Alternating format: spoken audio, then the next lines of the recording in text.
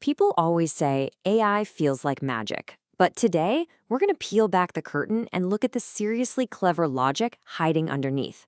We're diving into retrieval augmented generation, or RAG for short, and we're zeroing in on one absolutely critical piece of the puzzle, the art of retrieval, how it finds that perfect piece of info in a massive sea of data. So, let's start with a really big question. When you've got, say, millions of documents, how on earth does an AI find the exact one it needs to answer your question? I mean, how does it find that one tiny needle in what is a genuinely massive digital haystack? This is the core problem that retrieval is built to solve. And honestly, the answer is way more intuitive than you might think. Okay, so the whole RAG workflow, you can really think of it in three main parts. First, there's indexing, which is all about getting the data organized. Then, at the very end, you have generation, where the AI actually writes out a human-like answer. But right there, squished in the middle, is the step we're talking about today, retrieval. This is the moment the system goes out on the hunt for the right knowledge. To really get how retrieval works, you gotta wrap your head around this one foundational concept. Don't think of all your data as just a long, boring list. Instead, I want you to picture it as a whole universe, a space where every single piece of information has its own specific address. Let's go a little deeper with that. Picture every single document, or maybe even just a single paragraph, getting turned into a string of numbers, an embedding. And then we plot it like a single point of light in this huge multidimensional space. Suddenly, your entire library isn't a list anymore. It's a galaxy of knowledge points.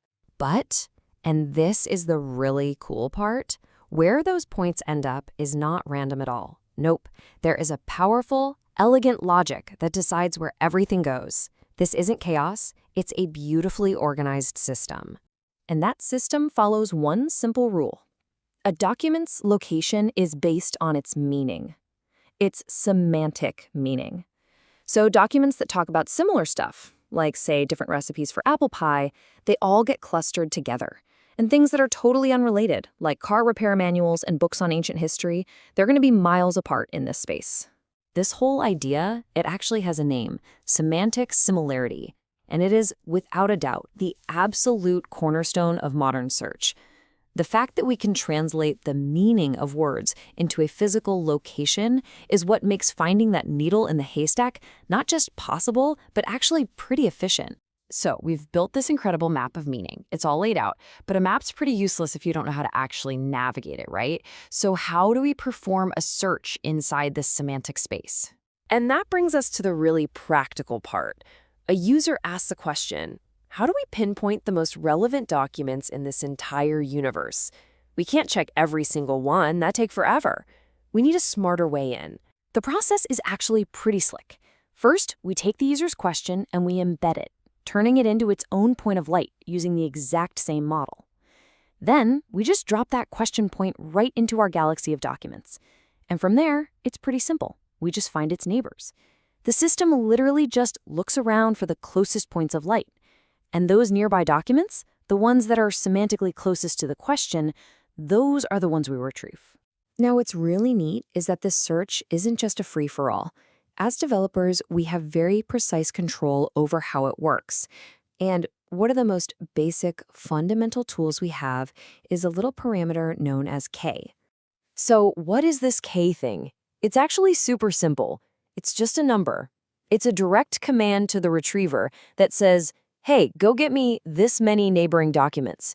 It controls the quantity of information you get back.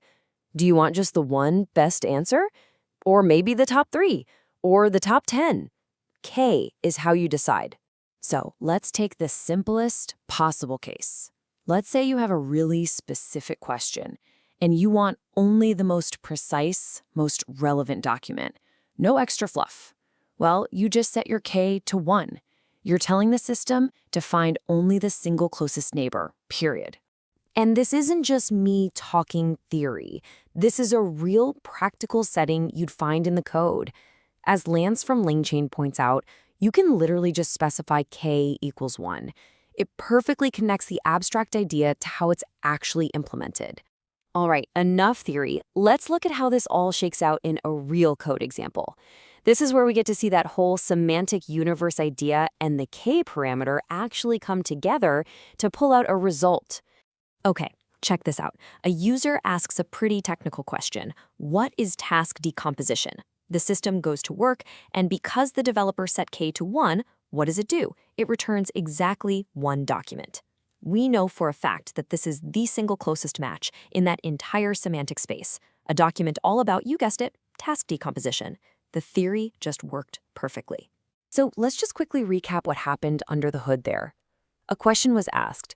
The retriever ran what's called a k-nearest neighbor search. The K parameter was set to 1, and the result was exactly 1, super relevant document. The best part is that this whole thing isn't some black box. It's totally verifiable and actually pretty simple to set up. And that is the key takeaway here. Retrieval in a RAG system isn't magic. It's not some unknowable mystery. It's a targeted, it's a controllable, and it's a totally logical search through this incredible organized landscape of meaning. We're just finding the closest points on a map. And that pretty much wraps up the retrieval step. We found our needle in the haystack, we've got the raw, relevant info. But, well, raw info isn't an answer, is it? So how does the AI take these pieces of retrieved text and weave them into a coherent, human-sounding response? Well, that is the art of generation, and it's exactly what we'll dig into next time. Thanks for listening.